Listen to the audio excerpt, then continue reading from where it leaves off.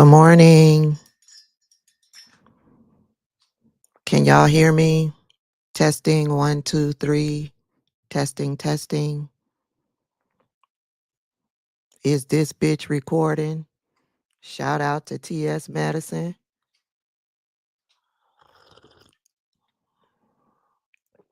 Good morning, Asia. Y'all say good morning to Asia. One of my moderators. She keeps the chat free of MAGA nut trolls. Good morning. Sorry I'm late, everybody. I was trying to get myself together, but I guarantee you something is gonna go wrong. Okay, I see Brian Rodriguez, one of my members. Good morning. K Rock World, good morning. Another member, Lynn S. Good morning. I see Nashville is in the house. Good morning. Ma Dukes is in the house. Another one of my members. Good morning. Aracelis, good morning. Another member. Good morning. Charbe, another member, good morning. Danny, another member, good morning. I see Baltimore is in the house. Karen Johnson says, morning. Good morning. Listen, somebody sent me this beautiful cameo. Nathalie sent this to me. I absolutely adore it. Thank you. Tron, good morning. Another member. Isn't it beautiful? I absolutely adore it. It has, I think it's earrings. Hold on. Yes, there's earrings, and the earrings are attached to a cowrie shell. Y'all really be paying attention. Y'all just don't watch me. Y'all be studying me. Texas is in the house. Good morning. Good morning. Roxanne, welcome, is a new member. Good morning. Darlin Ebony, good morning. Okay, so I let me jump on into this. Janie Taylor, another member, good morning. Roz, good morning, another member. So Marjorie Taylor Greene had her town hall, but it wasn't a town hall. People were calling it a police state meeting.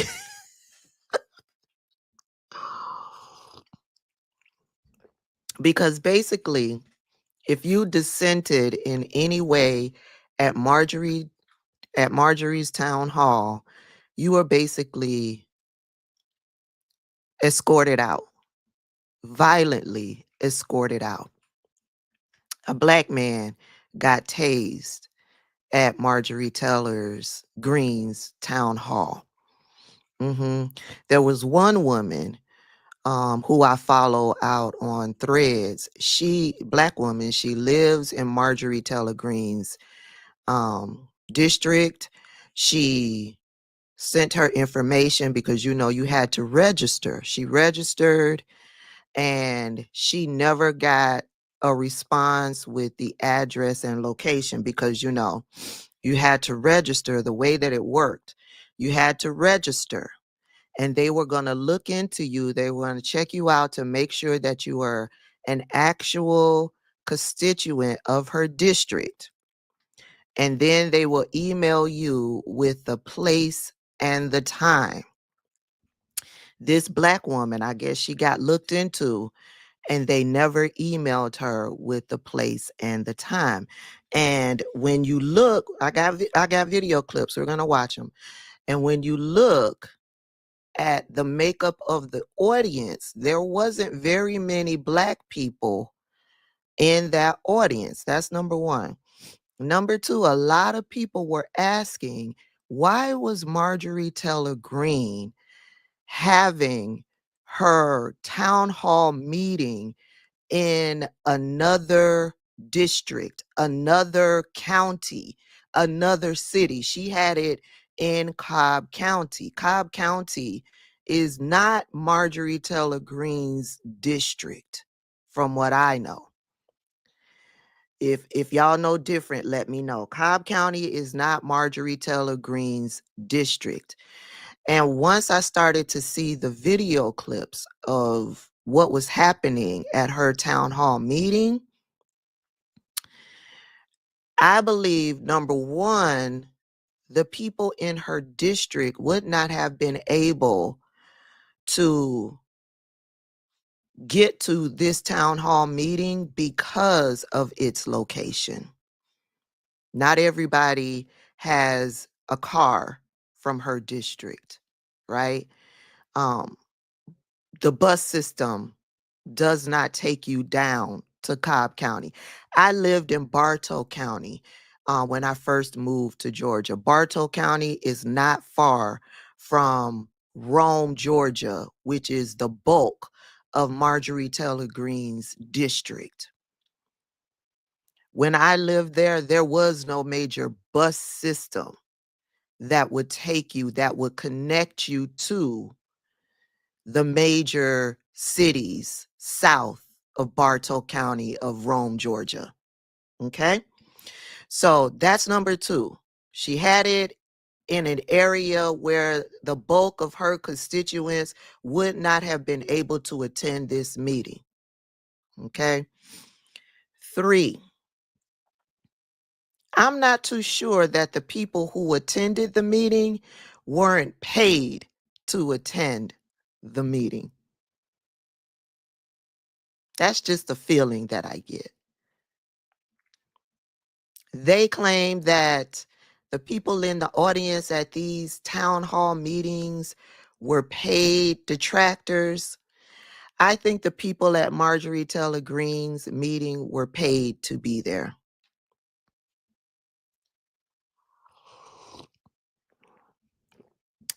Number 4, the reason why she had this meeting in Cobb County is because Cobb County, their police department, Cobb County Police, are known in Georgia for being brutal and racist. They were her Gestapo. They were her police force. They were her brown shirts, if you will. Okay? So I want to say that right off the bat, just in looking at a couple of the clips that I saw, specifically the clips of the people that were escorted out. If you booed at Marjorie Taylor Greene's town hall, you got escorted out. One of the guys in the video clip that I'm going to share, it is said that he booed when she walked in and he was violently escorted out.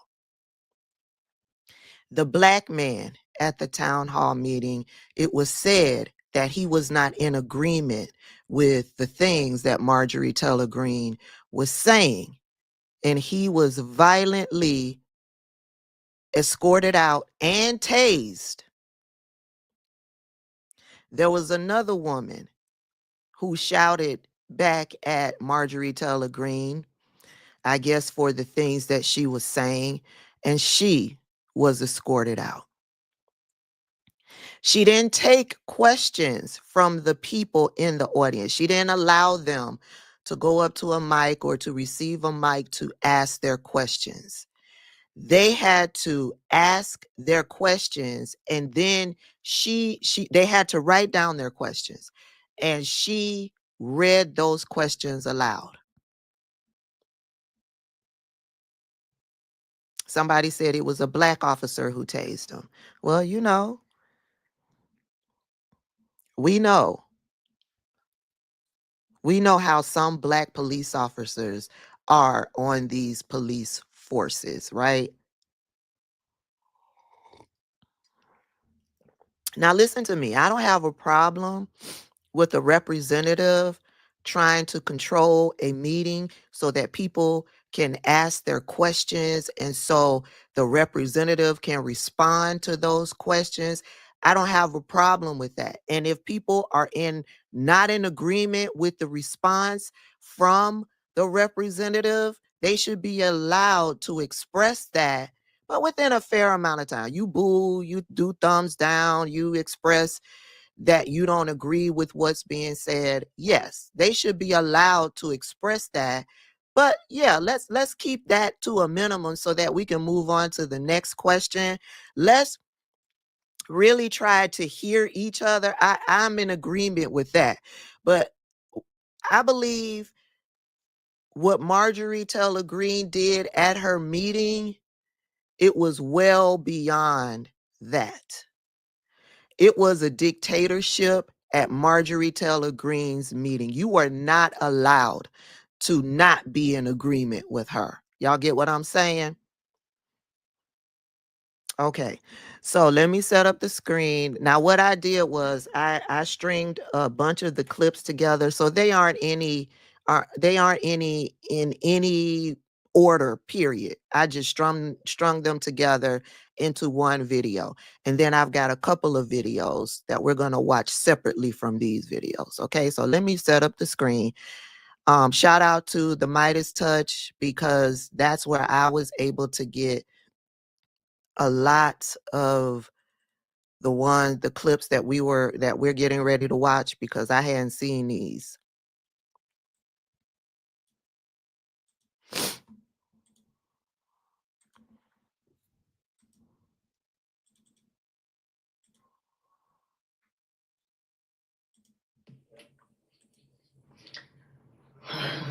Why are you such a coward in the face of an obvious fascist takeover, Andrew? Ooh, scary. And that's what she does. That's what she does. Let me warn you about that.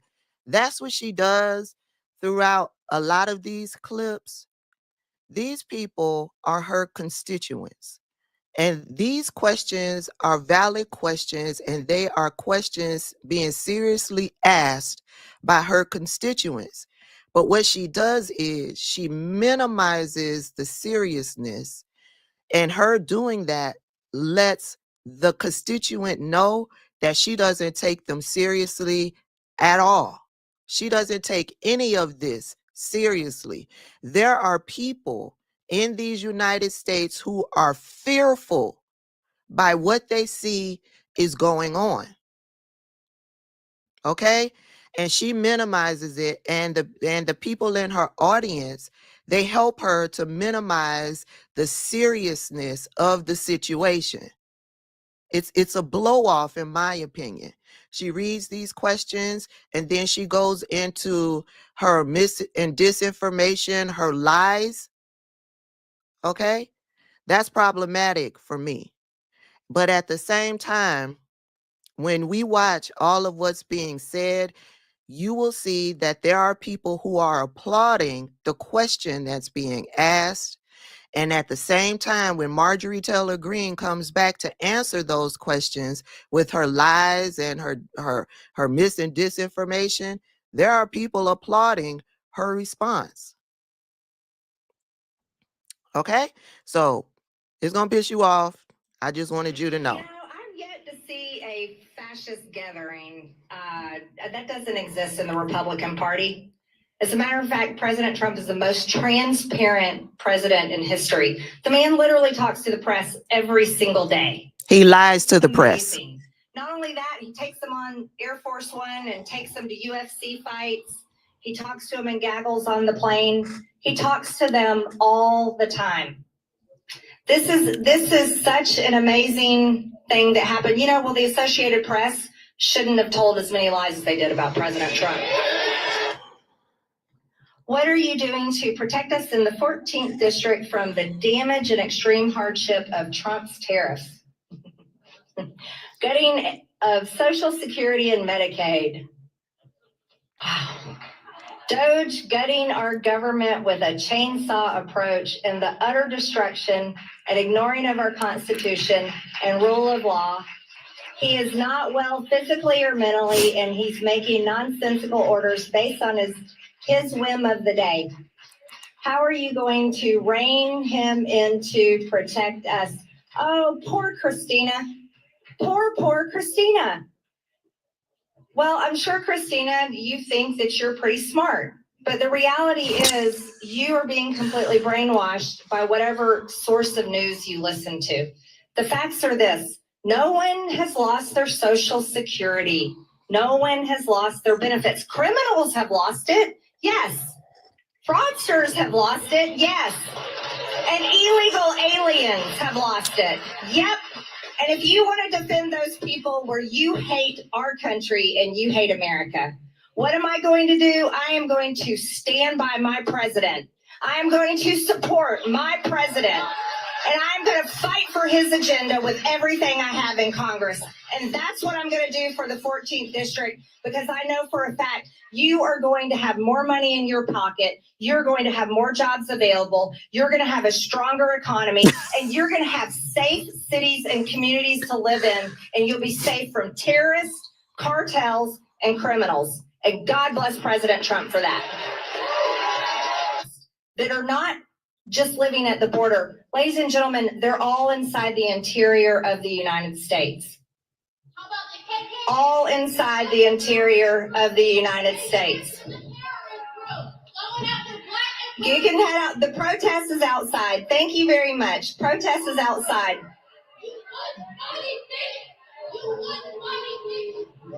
Protest is outside. Bye. Have fun out there. In a place where I am one of the members of Congress that usually has. He's holding up a sign. Threats. As a matter of fact,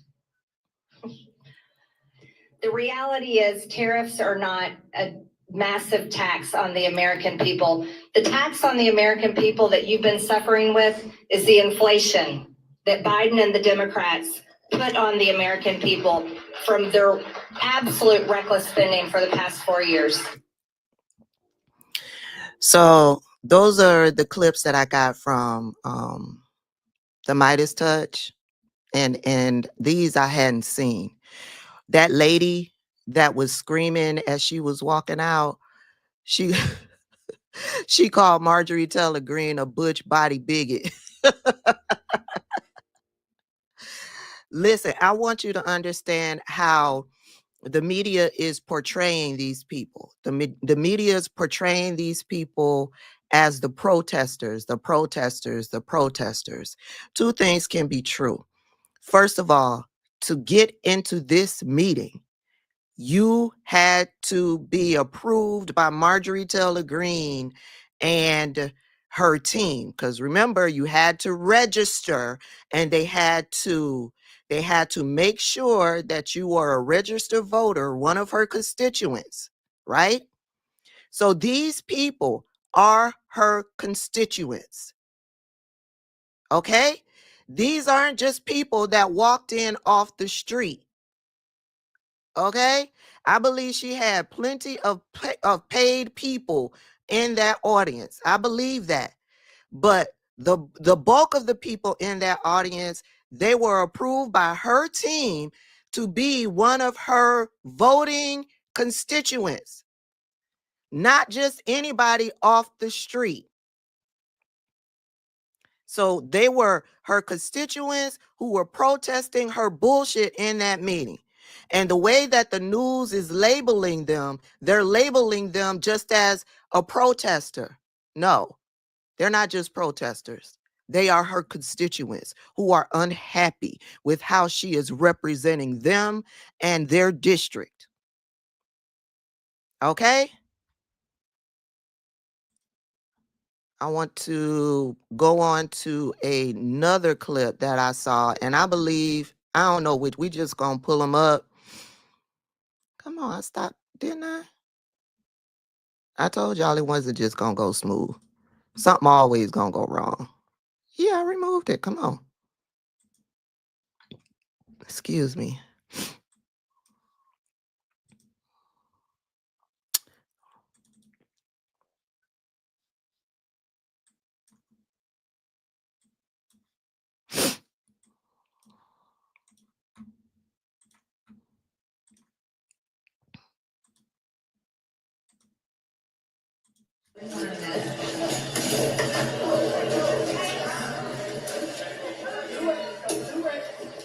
Now, this is the black man. I don't know what he did, but clearly he dissented in some sort of way. He was not in agreement with Marjorie Taylor Greene and whatever it is that she had to say. And this is how Cobb County Police escorted this black man out. Remember, I told you there wasn't many of us in that audience. First of all, Marjorie Taylor Greene's district, it has black people, but the majority are white people, white Christian nationalists. Okay, so let me hit the play button, and it's gonna be black people. It's a bit much. Okay, I don't mean to traumatize you, but this is what happened at Marjorie Taylor Greene's meeting. And Marjorie Taylor Greene and Cobb County Police absolutely meant to traumatize this man.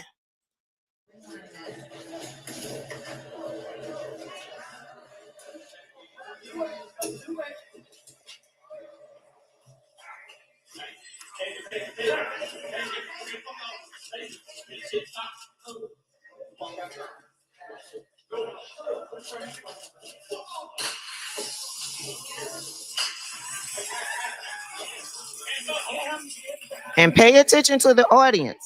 They love this shit. You hear them cheering? Do you hear them cheering? Do you hear them cheering? They are cheering the violence that they are directing towards this black man. Did you hear that? Let me rewind it a little bit. They are cheering the violence. I don't care what he said. I don't think a boo or disagreement warrants this type of violence. But white people love to see black people receiving violence from the police. This didn't de-escalate, this escalated. This is one of the main complaints about black people with police departments all across the country. This is how we get treated. We don't get talked to like human beings. Why? Because we are immediately perceived as a threat.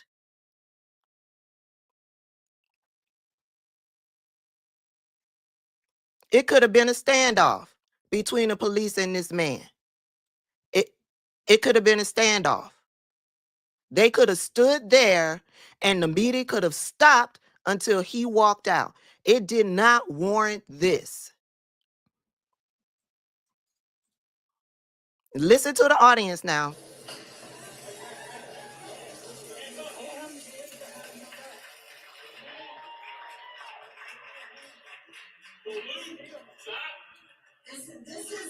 This is a peaceful town hall. Now, this is a peaceful. They are tasing this man, and dumbass Marjorie Taylor Greene is in the background talking about this is a peaceful meeting. No, ma'am, it is not. It is not. We're watching you allowing a man be tased because he disagreed with you in some way or shape or form. He demanded his right to free speech to let you know exactly how he felt. And you are standing there sanctioning police violence on a man trying to use his free speech. And you're in the background talking about this is a peaceful meeting. No, it's not. Not while police officers are tasing a man. Townhall, ladies and gentlemen, this should not have to happen. This is a town hall. So I'd like to start with our first video.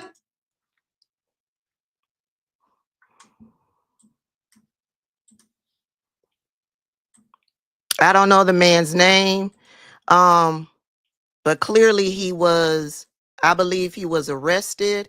A lot of attorneys that I follow out there on social media want to know who the man is because his rights were violated. So I hope he got an excellent attorney, because he could have a lawsuit against Marjorie Taylor Greene and the Cobb County Police Department. I don't know his name. I've been scouring looking for like a follow-up. I haven't seen one. Maybe I haven't seen one today. I haven't looked today. But I would like to know who he is. Hopefully he's got an attorney. Hopefully he's got an attorney. And all of the people in the audience, not all of them, the people who are true Marjorie Taylor, when y'all say, why do they keep voting Marjorie Taylor Greene back in the office? It's because the majority in her district think like her. They are like-minded. They are her and she is them. They love what she's doing, even though what she's doing does nothing for them. Good morning, everybody. We've got one more video from the Marjorie Taylor Greene Town Hall. Is it this one? Or is it this one? Hold on.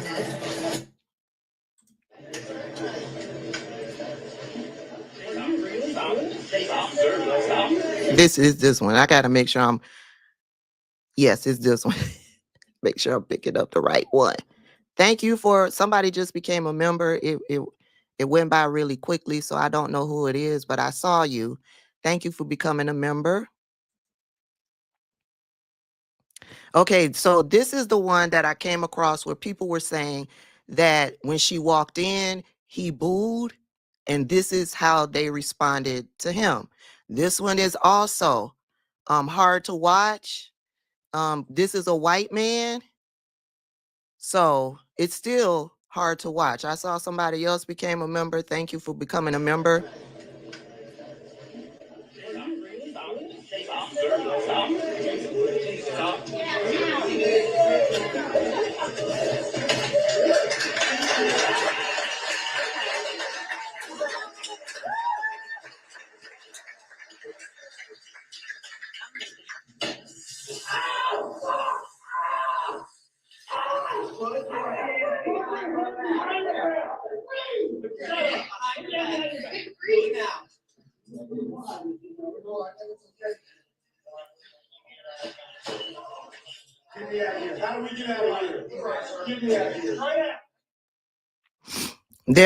That video goes on for a lot longer, but we get the point, right? We get the point. And so that's what happened at Marjorie Taylor Greene's meeting last night. That guy if that's what happened, that guy booing Marjorie Taylor Greene, do you think it warrants that type of violence? I hope he also has an attorney. I hope he also has an attorney.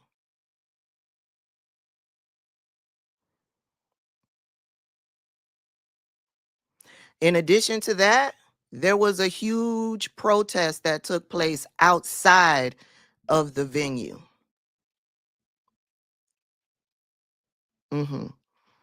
So that was Marjorie Taylor Greene's.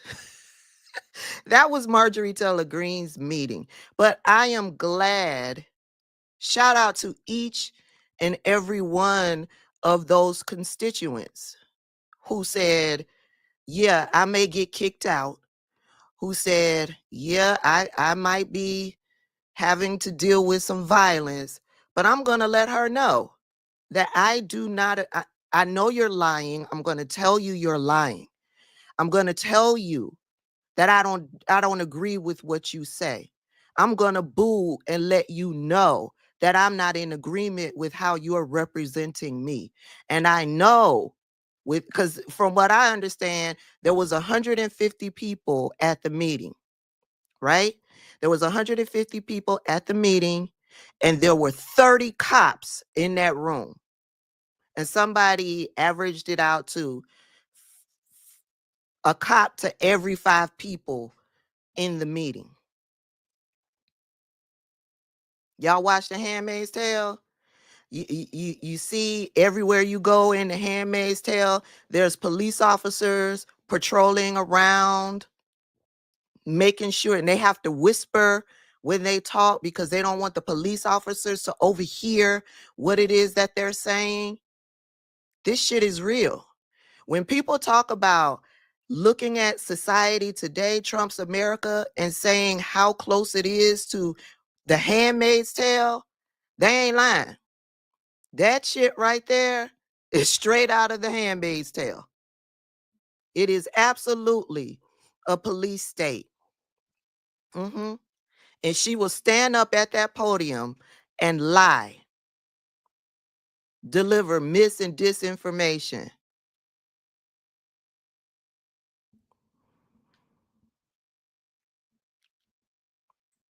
Let me delete these so I can move on and don't get confused with myself. And we're going to move on over to Chuck Grassley's meeting.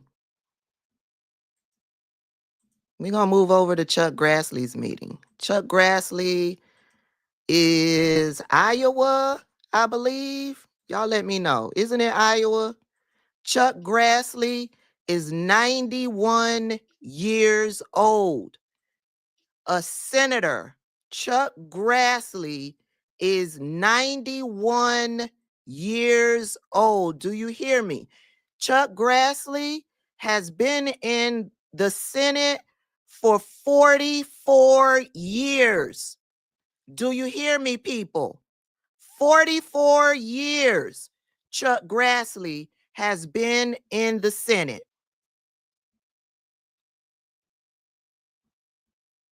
Chuck Grassley has been in the Senate for 44 years. He's 91 years old.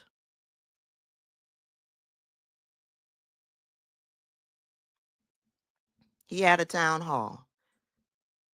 And Iowa was serving him his ass. Let me see where I want to start. Of the Constitution. We're going to start with this one.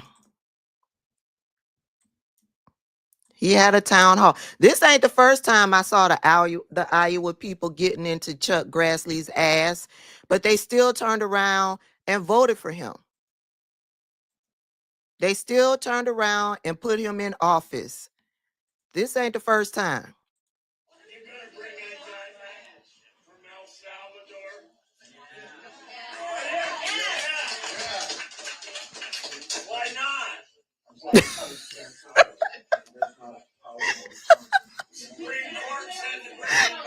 Wait a minute. Okay. This man with this raspy voice, baby, it's because of him that I've watched this clip 15, 11 times. Hear me? That man, his voice carries. And it's got that raspy voice. And he was letting Chuck Grassley have it, advocating for the guy over in El Salvador and, and talking about Donald Trump. Okay, let me go back. Okay, I will. I'll rewind it. Okay, here we go. You're going to bring that guy back from El Salvador? Yeah. Why not? Supreme Court said to bring him back.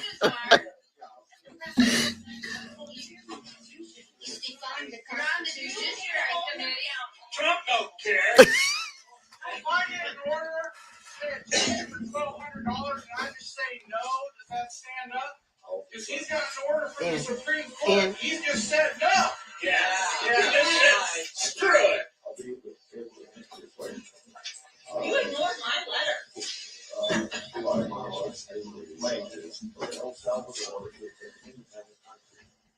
Can you speak up, please? We can't hear you. The president of that country is not subject for the Supreme Court.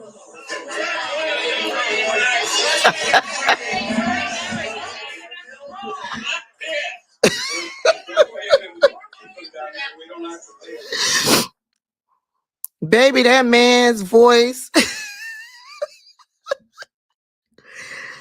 That man's voice. He was like, why not? That man, he at the end of the clip, he said he's pissed. He's pissed because none of them are doing anything to ring in King Dotard. King Dotard. That would be Donald Trump.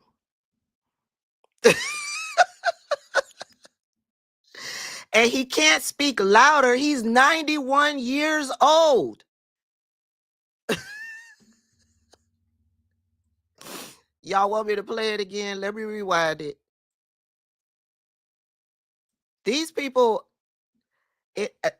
but they gonna they voted for Donald Trump. And it's like, why? Y'all got, this is not the first time I've seen Chuck Grassley's constituents go slap off on him.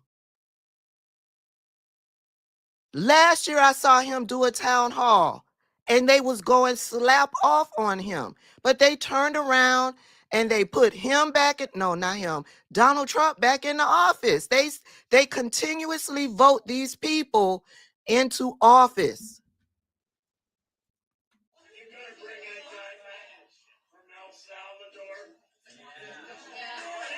Oh, 50.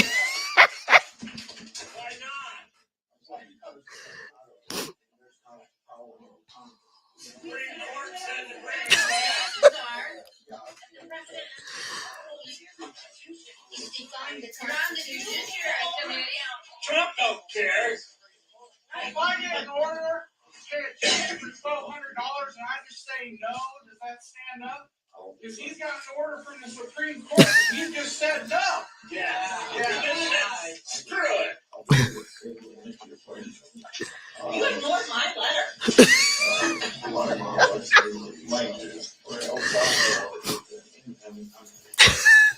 Speak up, please. We can't hear you. The president of that country is not subject to our U.S. Supreme Court.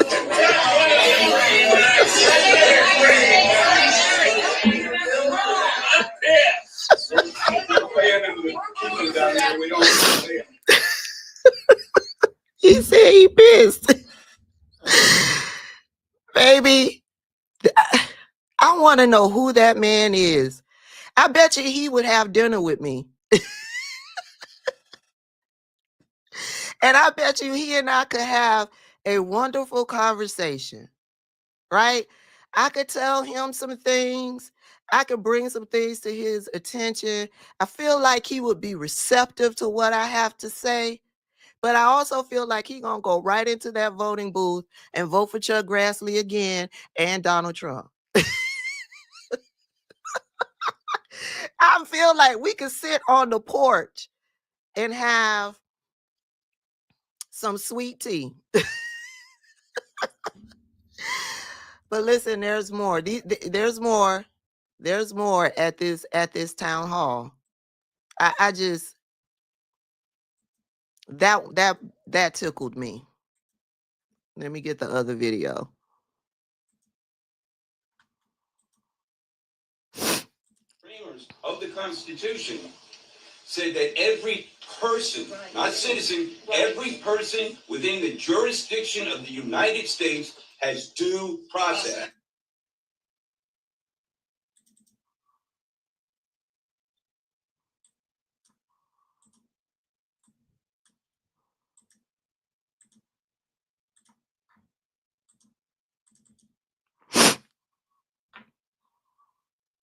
I think the general population is sick and tired of hearing about the tax cuts for the wealthy, the ultra wealthy, the uber rich, whatever you want to call them. When you start nitpicking about whether some single mom or single dad or somebody with somebody in prison is getting $70 too much food stamps, it doesn't even buy you anything at the grocery store. Mm-hmm. So that lady was complaining. I guess the conversation was about tax cuts for the wealthy, the rich, the Elon Musk, the Jeff Bezos, the Mark Zuckerberg. And she's basically saying You know, people are pissed because there's all this conversation about tax cuts for the wealthy, but at the same time, y'all are nitpicking about the single mom or the single dad that's getting $70 worth of food stamps. Y'all are nitpicking about that $70 worth of food stamps, and y'all giving billions of dollars away to the uber wealthy. Mm-hmm. Mm-hmm. And her saying that lets me know that they could care less about the $70 that the single mother or the single dad is getting in food stamps. They could care less. That's out in Iowa, honey. We got one more video from Chuck Grassley's. Is it this one? Yes, it's this one.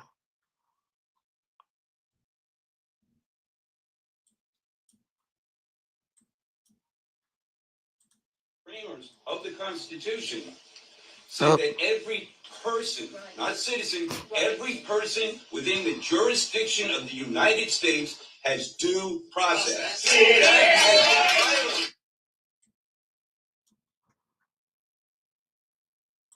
Framers of the Constitution said that every person, not citizen, every person within the jurisdiction of the United States has due process.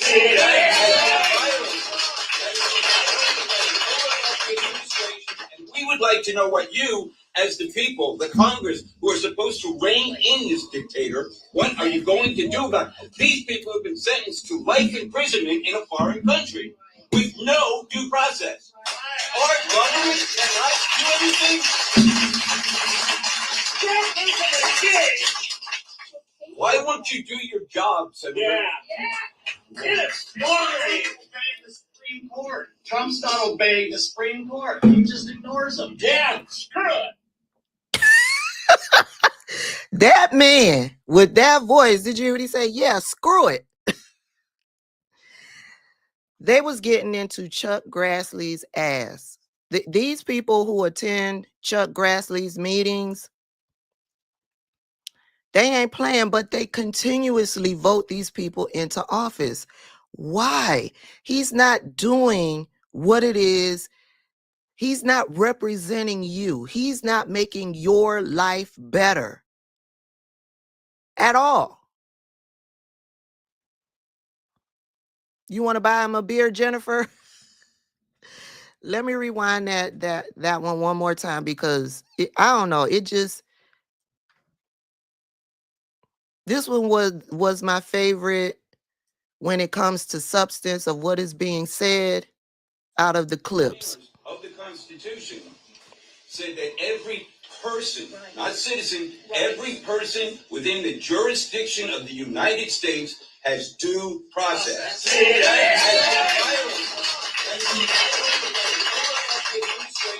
we would like to know what you, the people, the Congress, who are supposed to rein in this dictator, what are you going to do about it? These people have been sentenced to life imprisonment in a foreign country with no due process.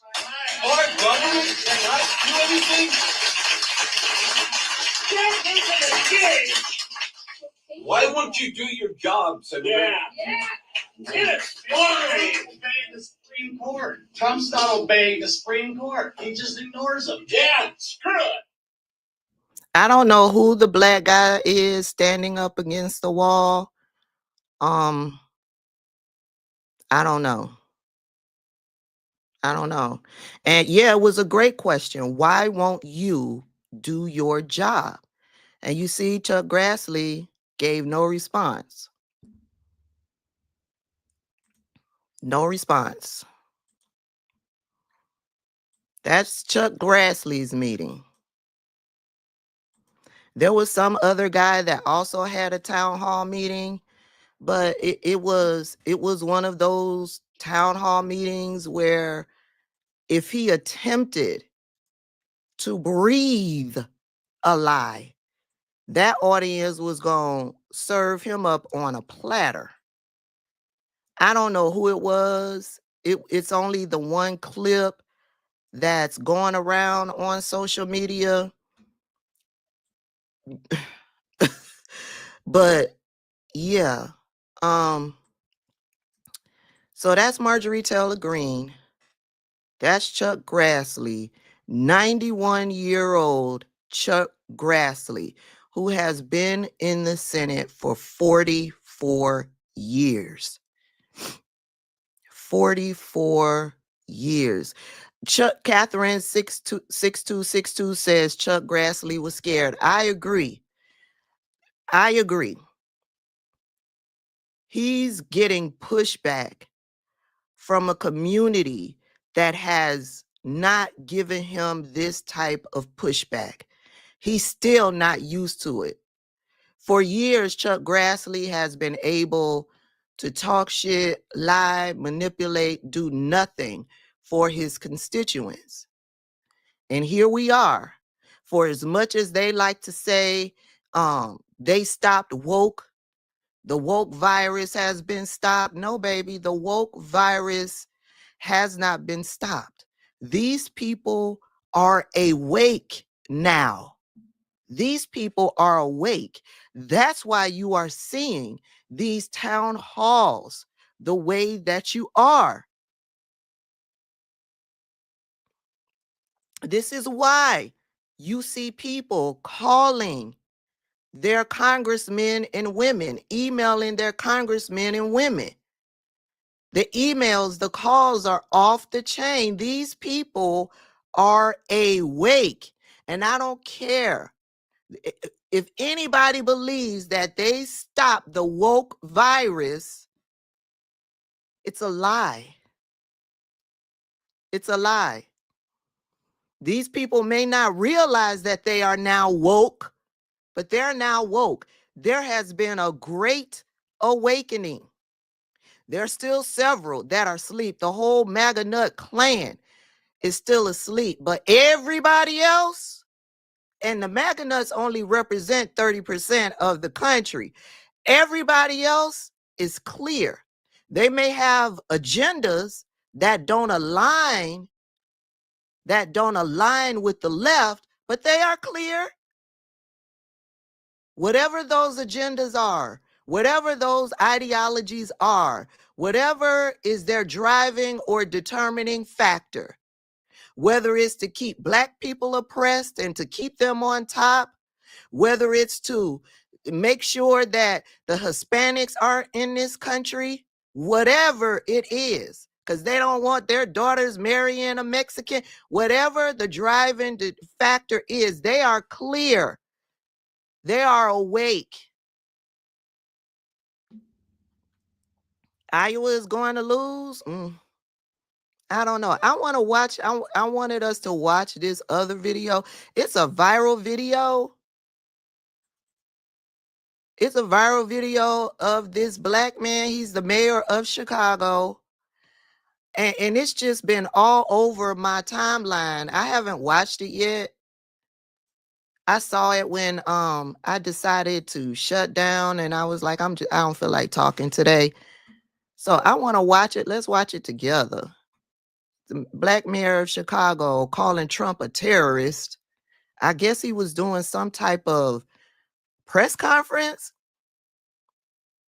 Not calling the president a terrorist. No, what I'm saying is trying to hold people hostage and manipulating them to succumb to his will. That is how terrorists behave. We're not going to negotiate with terrorists. What are your thoughts on having a meeting with the Trump administration to try and, for lack of a better phrase, kiss the ring to be able to stop the federal funds from being held back from the city of Chicago?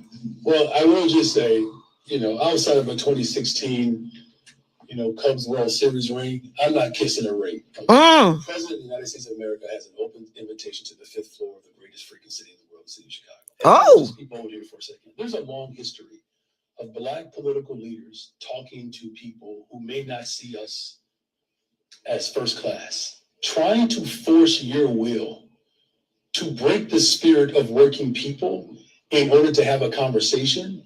That's terrorism. We're not going to negotiate with terrorists. We're going to negotiate on behalf of working people in this city. And that's what American people want us to do. There's a reason why he's losing support. Now, he doesn't care. This president refuses to see our humanity.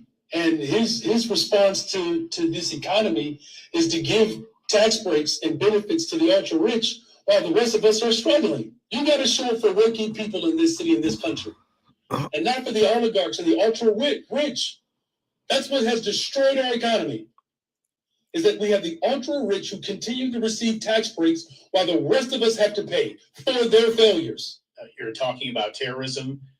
You're not calling the president a terrorist? No, what I'm saying is trying to hold people hostage and manipulating them to succumb to his will and then hold up our tax dollars. That is how terrorists behave. Dang. His name is Brandon Johnson. He is the mayor of Chicago. And this is what I'm talking about. Call it out, sir. Call it out. Somebody is talking about Mayor Eric Adams. What about him?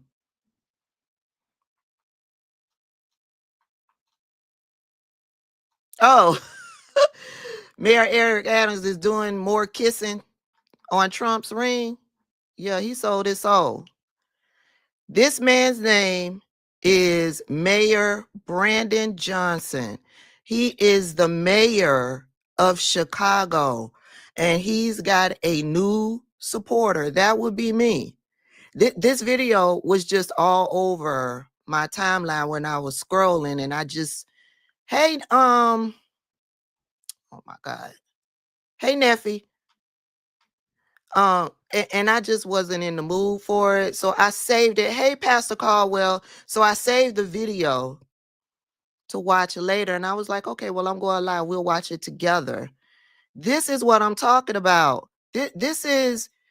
He called King Goddard a terrorist.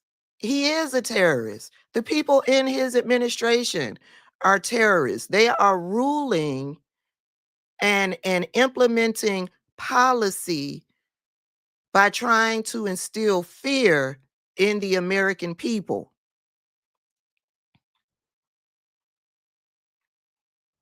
Yeah, he's got a new supporter. Let's play that one more time, because that was good to my soul.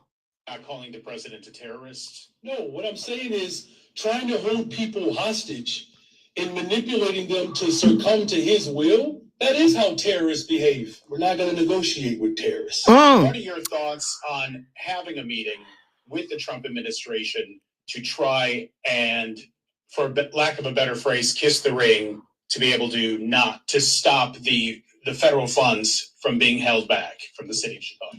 Well, I will just say, outside of the 2016, Cubs World Series ring, I'm not kissing a ring. Okay. Say it again, sir. Invitation to the 5th floor of the greatest freaking city in the world, city of Chicago. And I'm going to just be bold here for a second. There's a long history of Black political leaders talking to people who may not see us as first class, trying to force your will to break the spirit of working people in order to have a conversation. That's terrorism. We're not going to negotiate with terrorists. We're going to negotiate on behalf of working people in this city.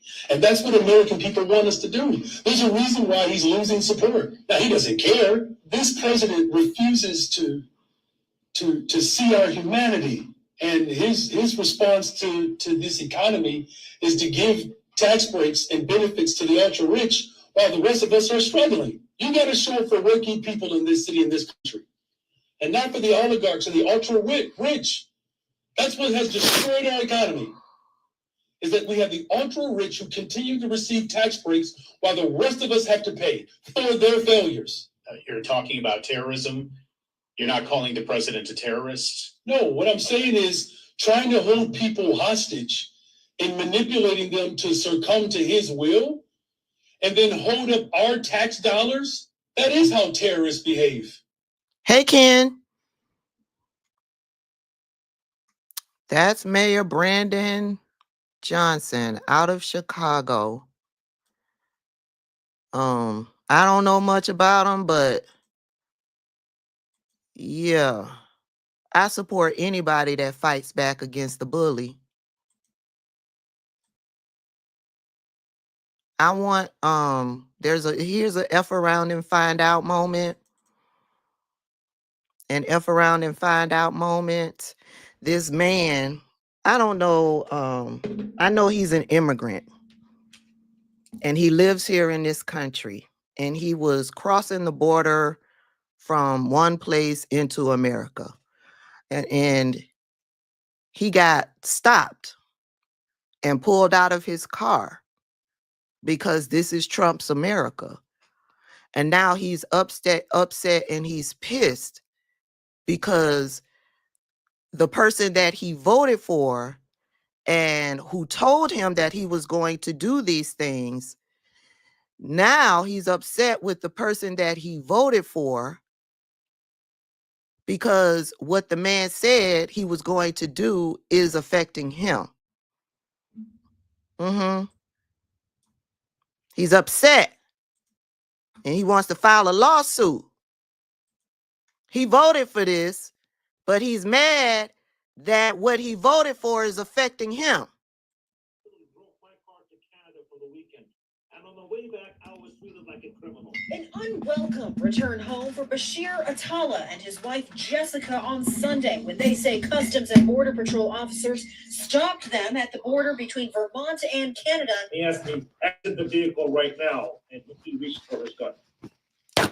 I said, okay, I'm exiting the vehicle. Keep your gun at your waist. Just hours before, Attallah celebrated Palm Sunday with his family. Now he was being arrested. They handcuffed me.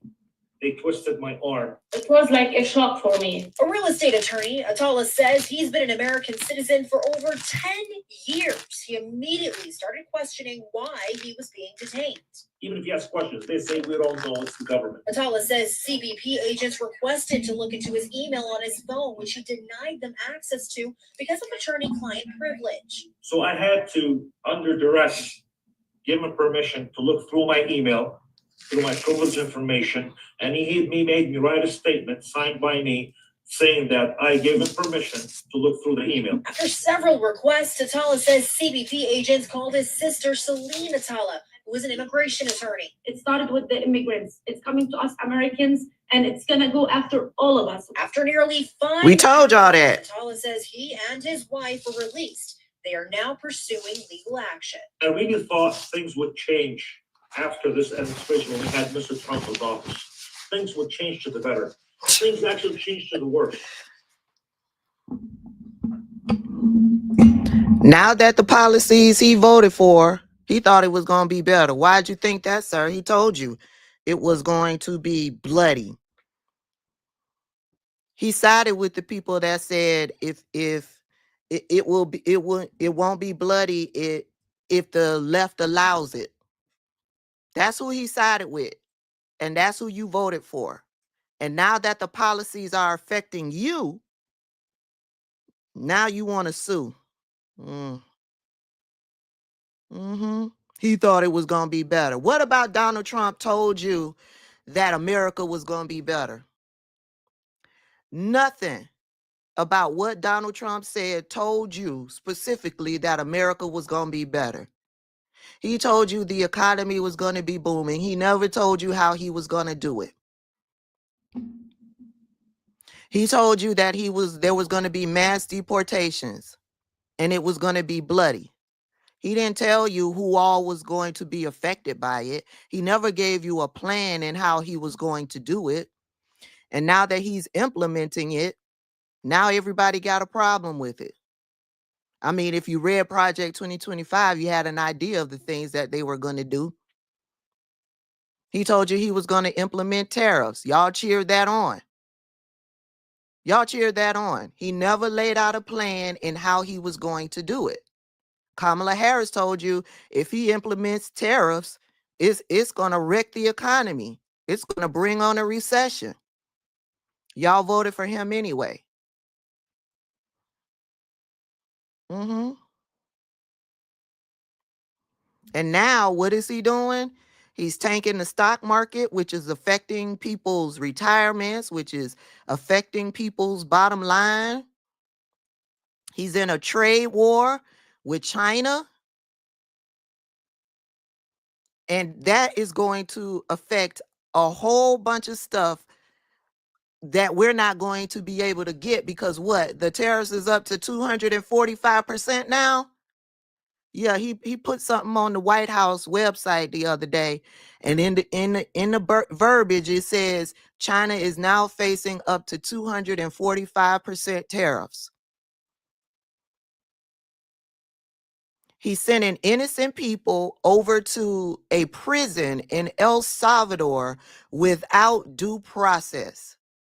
And he's publicly saying that he's going to do it also to United States citizens without due process. He's going to round them all up and he's going to send them over to El Salvador for whatever reason.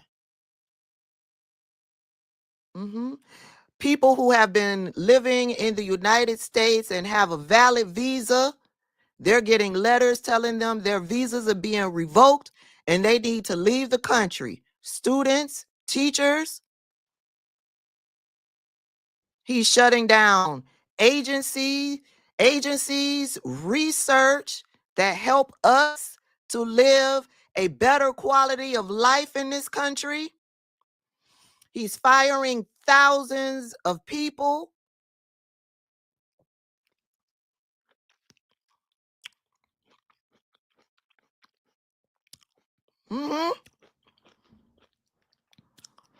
He was on the campaign trail talking mad shit. Never gave y'all a plan. Never said we're going to do this and this is how we're going to do it. He even told y'all before y'all went into the voting booth, him and Elon Musk told y'all there will be pain. Y'all ignored it because y'all thought it was just going to be black people and brown people. That's what y'all thought. Farmers.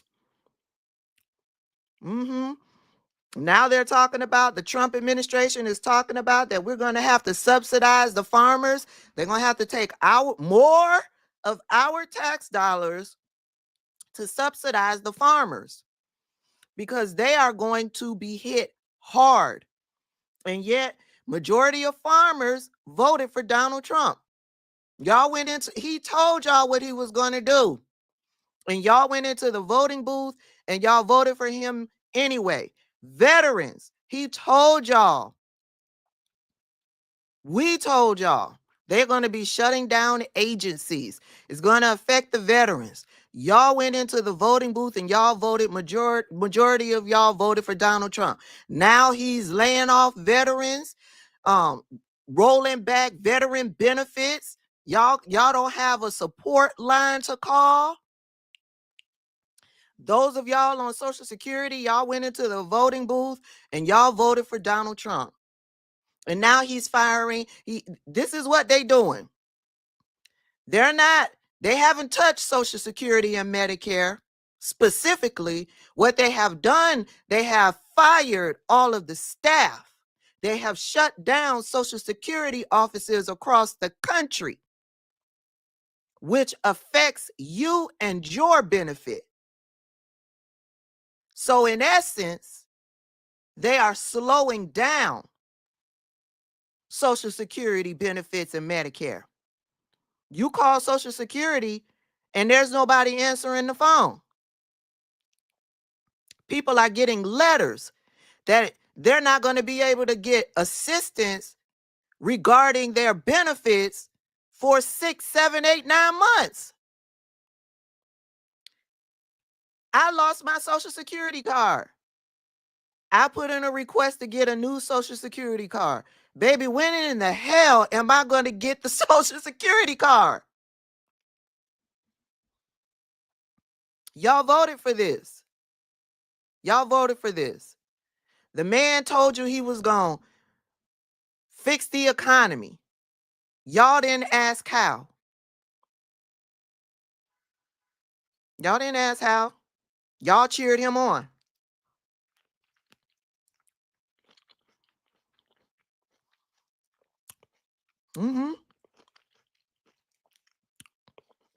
And all of these immigrants in this country, the one thing that pisses me off about them, they become U.S. citizens after leaving a fucking dictatorship, and they come over here and they support a fucking dictator.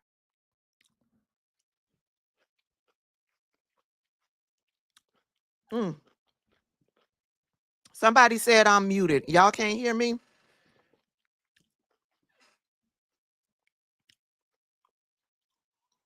Sound off in the comments if you can't hear me. Y'all fled a dictatorship.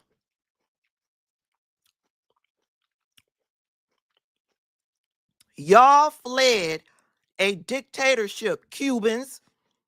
You bring your asses over here and you voted in a fucking dictator.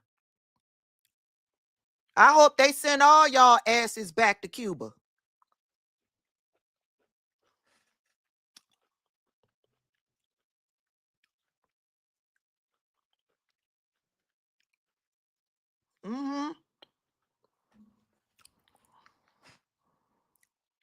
Did I miss anything, y'all? I went down the line. Did I miss anything? Thank y'all for letting me know you can hear me.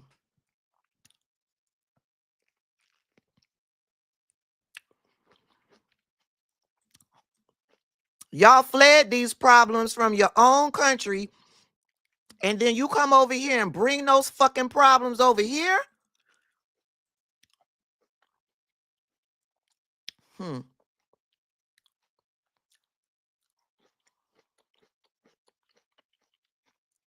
What's this? Not calling the president a terrorist. Oh, what? Okay. David Hogg pissed all of the old corporate Democrats off yesterday. Y'all know David Hogg? I knew this kid. So David Hogg is a survivor of a mass shooting that took place down in the state of Florida, actually where I live. Well, where I used to live, where my family is. David Hogg was he's a survivor of the Parkland shooting. Y'all heard about that, right? That took place down in Florida, Coral Springs. And he was a student, but he was one of those students that was very vocal. One of those students that was holding the politicians accountable for their lack of standing up for gun reform. He was out front a lot, holding Marco Rubio accountable. And I said it, I was like, this kid would have a career in politics. He would be successful. He was well-spoken. He was knowledgeable. He was unafraid. He was unafraid. And so over the years, I've watched David Hogg out when I was over on Twitter. I followed him. He stayed connected to politics. He was very much involved in politics. He is one of the Parkland survivors who Marjorie Taylor Greene would constantly harass. There is an old video where David Hogg was walking to the Capitol because he had meetings set up with our representatives to talk about gun reform. Marjorie Taylor Greene walked behind this kid, a mass shooting survivor, and she heckled that kid, recorded herself heckling this kid who was a survivor of a mass shooting. I knew he would do good things if he were to seek a career in politics. And he has done just that. He is part of the DNC, the committee, and David Hogg now has a PAC, and his PAC is putting forth $20 million to primary Democrat politicians. And I hope Chuck Schumer is one of those fucking Democrats that he seeks to put his money behind to get rid of. And so this announcement came yesterday, and it shook the Democrat Party because he is a part of the Democratic Party. And when I saw it, I was like, yes, yes. I don't give a fuck who in Democrat leadership is pissed off about it. I don't care. This is what needs, if you are not working towards the betterment of Americans in this country, you need to go. If you're more concerned about working for corporations and your own bottom dollar, you need to go. Democrat, Chuck Schumer, y'all go. And so, like I said, everybody was shook. And so David Hogg went on to MSNBC with my girl Simone Sanders, and they did an interview. I found all of these clips. So they're not in any particular order. Let's watch it, shall we? Let's watch it.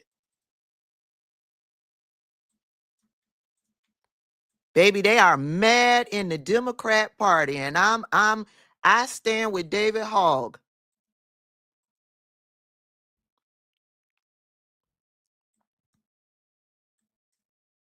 Where is it? Here it is.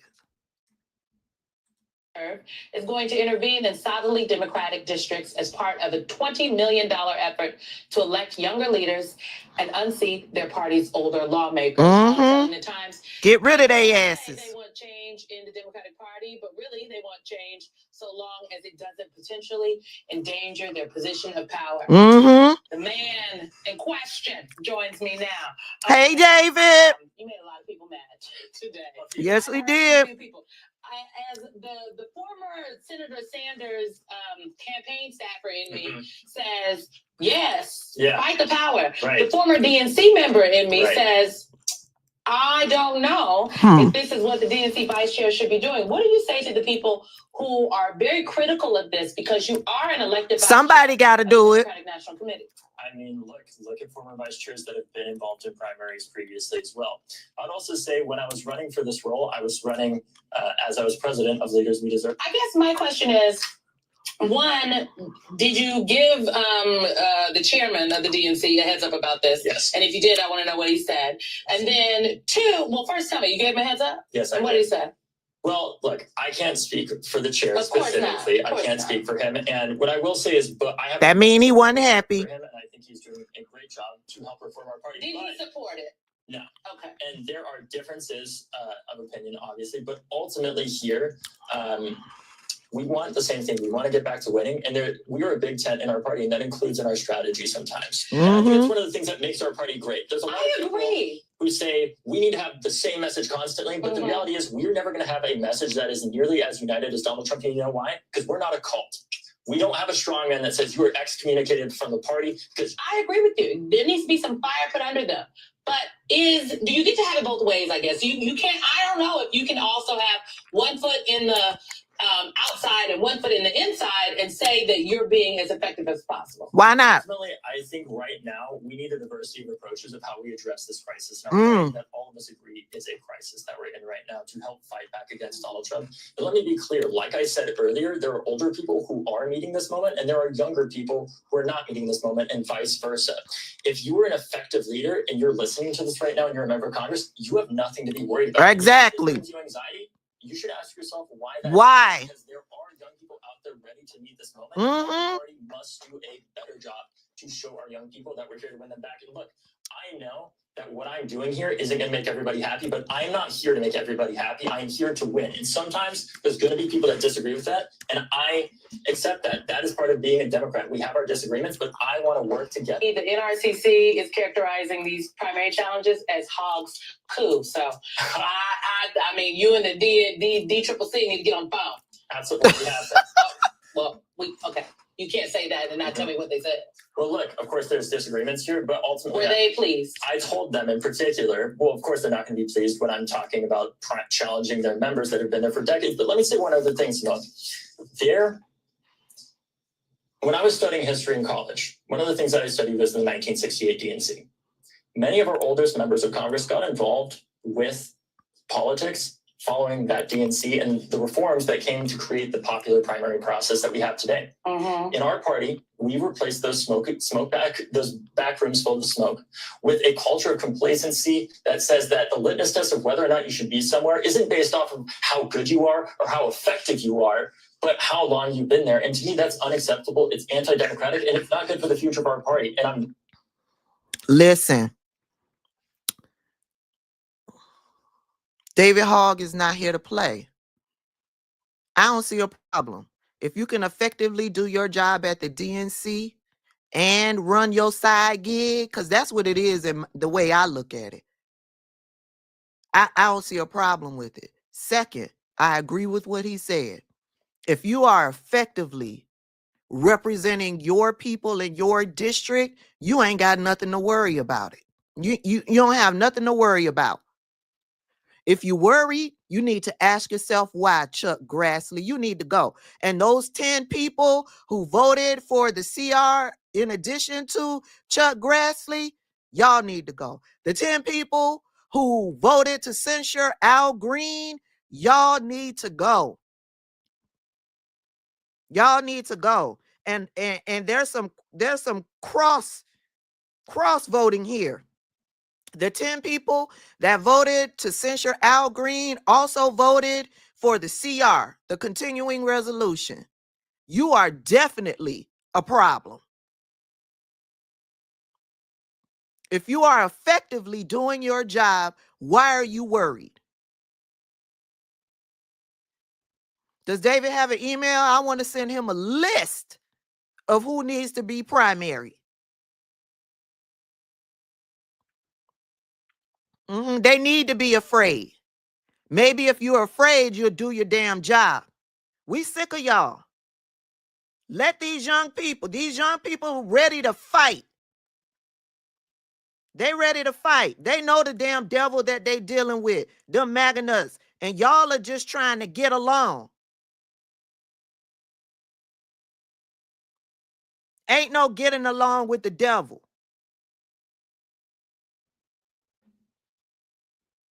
There is no getting along with the devil. And the devil ain't trying to work with you.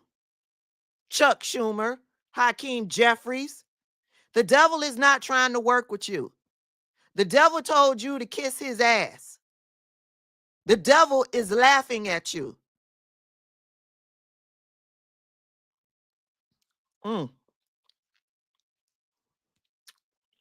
This orange is delicious. Hell, at this point, I'm like David Hogg for president. We desperate at this point.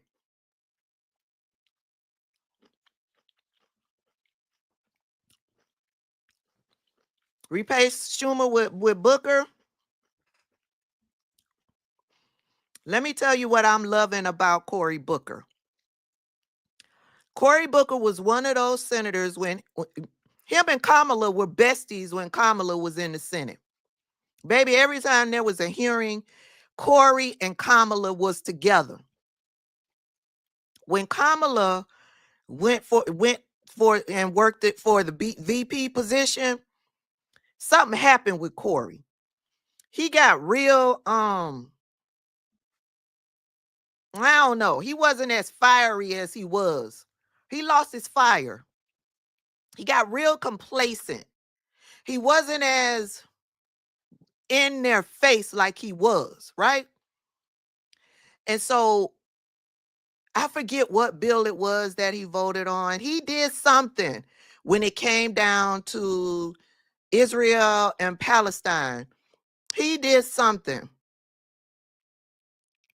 And I don't remember it because y'all know I didn't get too deep involved with the conflict with Israel and Palestine because I was focused on the shit that was going on here and how it was going to affect us, Black people. So I acknowledged that it was a fucked up situation. I tried to bring forth information so people would understand. Remember the video I did about AIPAC? Remember the video I did about anti-Semitism? Remember all of that? I tried to bring knowledge to the situation. And then after a while, I quit because I needed to focus on my people here in this country because we are dealing with our own genocide here in this country. And around that time, I was reading Project 2025 and I saw what was fucking going on. So I stayed focused because we live here. We had to deal with the demons here. Right? So it was, I don't know if it was a bill. I don't know what it was, but Cory Booker went the wrong way. He went the wrong way. And they tore his ass up. They tore him up all over social media. They tore him up. Okay? And so when I think about that situation and how Cory Booker rose to the occasion when he stood for 25 hours, Cory Booker saw all that went on. They was tearing him up on TikTok because he has a very popular TikTok account. Oh, it was something with TikTok. I think he voted to boot TikTok. He voted to boot TikTok, and then it was learned that he took money from AIPAC, I believe. They all took money from AIPAC, right? And so they was tearing him up on TikTok. He's very active on TikTok. Cory took all the criticism in. I'm sure he was getting emails. I'm sure he was getting telephone calls. He took it all in. He listened to his constituents. And Cory turned around and advocated for not only his constituents, but for the people of the United States. He turned around and advocated for 25 straight hours. And for that, Cory Booker gets my respect. That, I see you, Cory Booker. I see you. I see you. Keep it going. Keep correcting those mistakes. Keep putting in the work to correct those mistakes. We don't want to hear, I'm sorry. We don't want to hear, that's not what I meant. We don't want to hear any of that. We want to see you putting in the work to correct what you did wrong. Period. Period. That Chuck Schumer, he put out I don't know if it was a statement or if it was, I think maybe it was a part of that interview he did on The View after he canceled his book tour. Y'all remember that? Yeah, I remember it was announced that he was going to do a book tour. I shared that announcement on my social media pages. Next thing I know, he canceled that fucking book tour. He canceled that fucking book tour. And he went on to The View. And I think it was in that interview where he mentioned apparently, a lot of people did not agree with him. And he took that into consideration. Well, what are you doing to correct? I ain't see Chuck Schumer do jack shit to correct the mistake. Have you? Have y'all seen Chuck Schumer do anything loud to correct that mistake. I saw him put out a post the other day saying, mark my words, the SAVE Act will never pass the Senate. Bitch, you said that about that continuing resolution. That's what he said about that continuing resolution. Mark my words, this will never pass the Senate. Fuck you, Chuck Schumer. Chuck Schumer need to go. I ain't seen him do jack shit to correct that mistake. So I'm with David Hogg. Nancy Pelosi, she been real quiet. She been real quiet. I'm noticing your quietness, Nancy Pelosi. What are you doing behind the scenes? Because you're another corporate Democrat. I won't take away all the things that you have done, but I ain't gonna not talk about all the things that you have not done. And I'm seeing your silence with all of this going on. Why you ain't done a press conference talking about what's going on? Hey, everybody. Yeah, she been real quiet, right? Now, she did, when it came down to that continuing resolution, she did break from Chuck Schumer. I was shocked. I talked about it. She did break with Chuck Schumer and sided with Hakeem Jeffries and everybody else. And she called him out. Well, she didn't call him out by name. She didn't call him out and say Chuck Schumer is wrong. She talked in general. No, Chuck Schumer cannot be trusted. And that's why there's so many people pushing Alexandria to primary him, Alexandria Ocasio-Cortez, because she's in the House and he's in the Senate. Chuck Schumer need to fucking go. So I stand by David Hogg. If you doing your job, what you worried about? Baby, they was twisted yesterday. I just was not in the mood to talk about this stuff yesterday. I needed a break from it.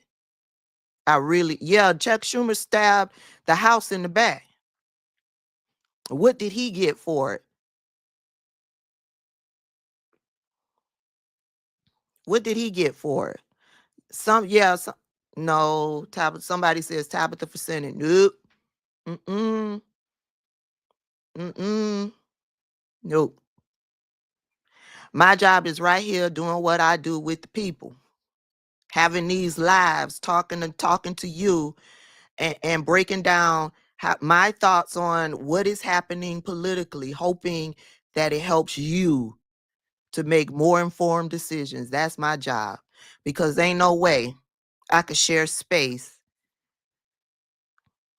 with the likes of Marjorie Taylor Greene and Nancy Mace and all the rest of them up there with them smirks on their faces, baby. Because I'm telling you, the first time you talk shit to me and put that smirk on your face, I probably will black out. I be wanting to black out watching that lady in her video, watching them video clips of that lady that's the press secretary. She always slick with her fucking mouth with a smirk on her face, baby. Woosah. Mm-mm.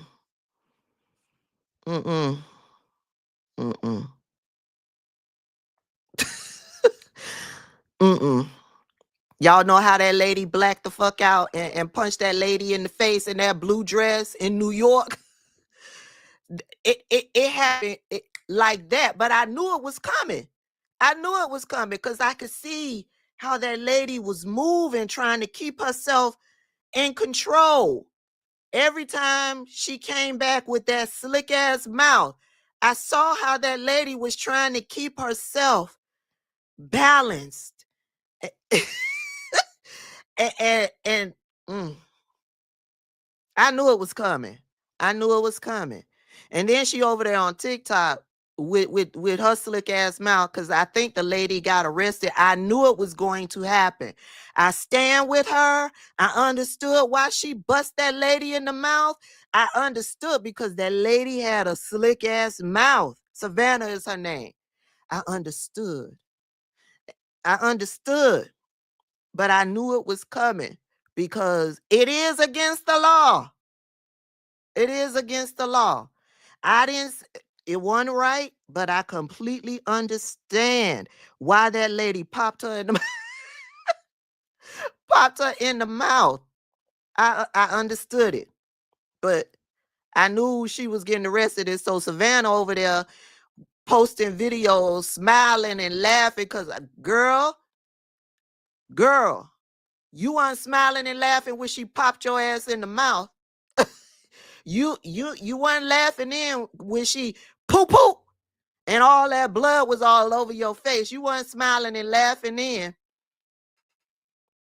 Go on that street corner and tell her where you gonna be and smile. Let me see if you big and bad to do that. I told y'all she was a keyboard warrior. Didn't I tell y'all? She sit on that on her social media pages with that rage bait, and she thought she could do that shit out in the streets. Ain't that what I told you? I knew she was a rage baiter. She give off rage bait energy. Keyboard warrior. White mama. That's what she give off. Because if you got a black mama will tell you need to watch your mouth. You got a slick ass mouth. You need to watch your mouth before somebody pop you in your mouth. That's what a black mama would tell you. It's got to be a white mama. It's got to be a white mama.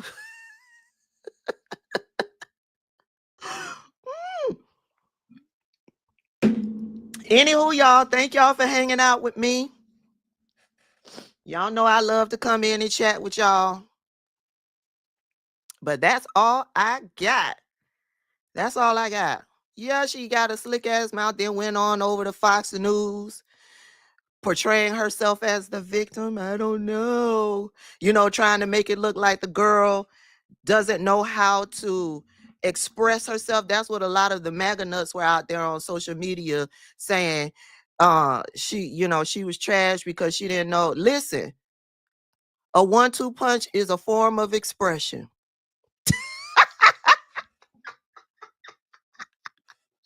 A 1-2 punch is a form of expression. Don't get mad with her because she expressed herself differently. Bitch. Look at y'all down in the comments talking about sure is.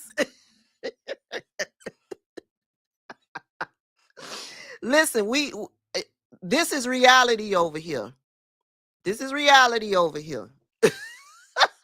Somebody said nonverbal communication. Okay.